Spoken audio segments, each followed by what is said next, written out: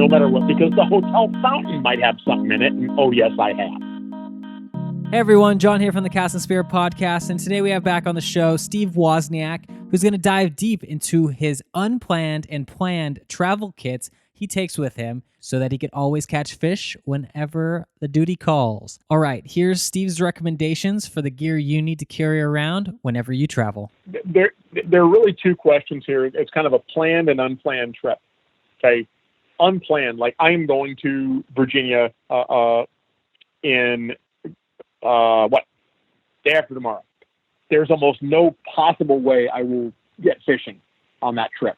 They've got everything planned out to the minute, but I still got a Shimano telescopic rod. I've only seen them in Europe, but they're just great. It's actually a 9-foot rod. It's probably a good solid 8-pound class that breaks down in a little tube that'll go inside a carry-on suitcase.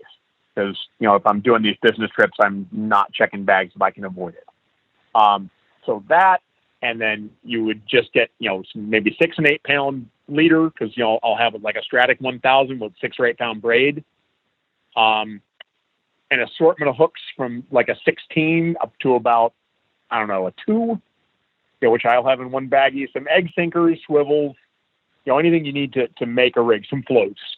Okay. Then, 2 other things I always throw in are the micro hooks, either little Tanaga hooks, which are a thing from Japan. That's actually a hook meant to catch bitterling, or that some absolute just micro sabikis. I mean, we're talking the hook's probably a number 28.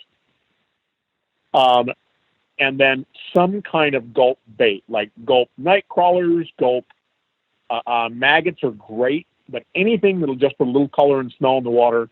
Now, if I run into some kind of decent fishing opportunity, you would hope that, there'd be someplace I could buy worms or whatever. But, if I'm someplace and there's some micro that I know I could maybe add to the list, you would just try that stuff. Usually they'll respond to, an artificial like that has some smell to it. And it's a lot easier to put on those little teensy hooks than a fleck of worm. So that's the unplanned side. That's just what I would always have with me, no matter what, because the hotel fountain might have something in it. And oh, yes, I have. Then when you get into your kind of planned and semi-planned trips, okay, say I know I'm going to go to, Singapore, all right, and I know I'm going to fish light salt water there. I might not know the particular species. I have a pretty good idea that they're not going to be huge fish because they've eaten everything. But, there's still, you run into some good-sized queenfish and snappers and stuff now and then. So I know like a 20-pound class, 25-pound class braid setup, maybe a Calcutta 300, will be fine. And then you start getting into your travel rods. Now, I'm fortunate, I'm pretty well, down the in my career, done okay. So, some of this travel gear I mentioned, is not just somebody just starting out will necessarily want to go, throw a bunch of money into a Loomis IMX travel rod. There are some other equivalents. Shimano makes some nice stuff. Fluger, there are a bunch of brands. I'm definitely a Shimano Loomis guy. But just I wanted to mention that first, that, there are plenty of solutions, apart from an IMX and a Stella. But, if I'm going to bring like 3 rods on a trip like that, which is about what you can do in one suitcase and still have it weigh less than 70 pounds, which is what I can check. And remember, you start getting into regional airlines. If you have to connect to some small place at the end of your run, they may not have the same baggage rules that United does or whoever you're flying. So you want to make sure you figure that out all the way through, because you get to Africa and they, they don't allow a bag bigger than 45 pounds or whatever, and your bag weighs 70 pounds. The charge for that is going to be whatever they think they can shake you down for. And I've seen that happen in Europe. It's not limited, to any particular region. So be careful. So, if I'm doing that kind of light fishing, I'll bring a 6 to 8 pound spinning rod and a 3,000 size reel. And I use, Shimano or Loomis has got, some great travel rods in the Escape series, and that Escape 7 foot 6 to 12, where you can catch about anything that swims on that. And then a 3000 with probably 10-pound braid on it. And then I'll have a good, solid, hefty step up from that.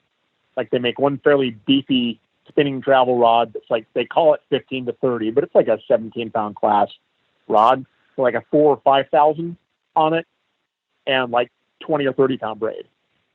And then, if I'm going to do any bottom fishing like light reef, then they make some light conventionals, again, 15 to 30, somewhere in there. But, that one seems to be a little stiffer. It's a 6'9" rod, Calcutta 300 or 400 with 30-pound braid on it. And then you start getting into your heavier saltwater applications. Like I've got travel gear I can deep drop with. We're like, Japan a couple of years ago, we were fishing down 1,200 feet, 1,300 feet. The rod isn't nearly as important as the reel in that case. But, Shimano makes their X-Edge. They make some great, actually pretty reasonably priced, 3-piece travel rods that go in a tube that's less than 30 inches. 30 inches seems to be your magic number for getting them into a decent size rolling duffel or big suitcase. Those are nice. There's a couple other brands. The more specialized you get, the weirder the brands get. When you start getting into like popping rods for travel, which actually do exist, Shimano in Japan makes a couple of them. They're actually a nice little decent surf rod too. But a good 30, 40-pound class popping rod, it matched with like a Stella 10,000.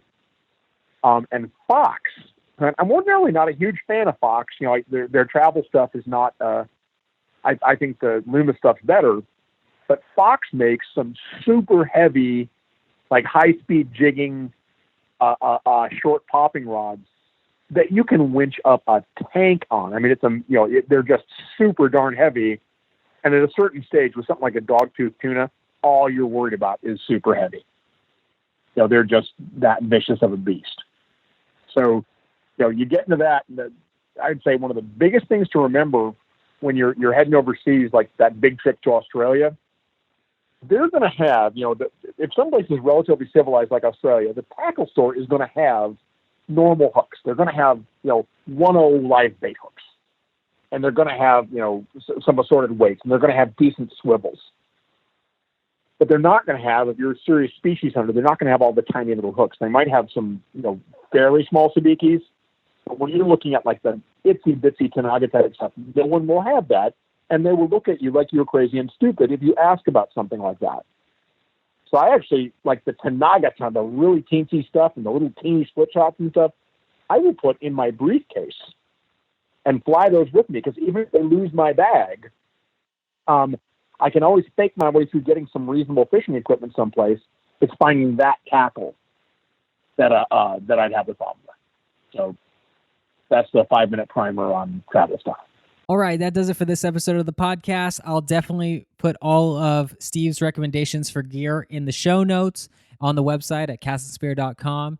Tell me, have you ever carried anything like this around when you travel? And if so, was your gear similar to Steve's? And if it wasn't, definitely let me know. Go to castandsphere.com/contact and let me know what you take when you travel. And if you haven't already done so, please subscribe to the podcast so you never miss a future episode. And tell 3 of your fishing buddies about it. I want to make sure that this podcast grows to be the best one on the internet. One last thing. If you haven't already done so, please also subscribe to the newsletter. Yep, the Cast and Spear newsletter. Just go to castandsphere.com, wait for the pop-up, and enter your email, and we'll make sure that you catch all the latest articles and videos every week straight to your inbox. And with that, keep your lines tight, everyone. See ya.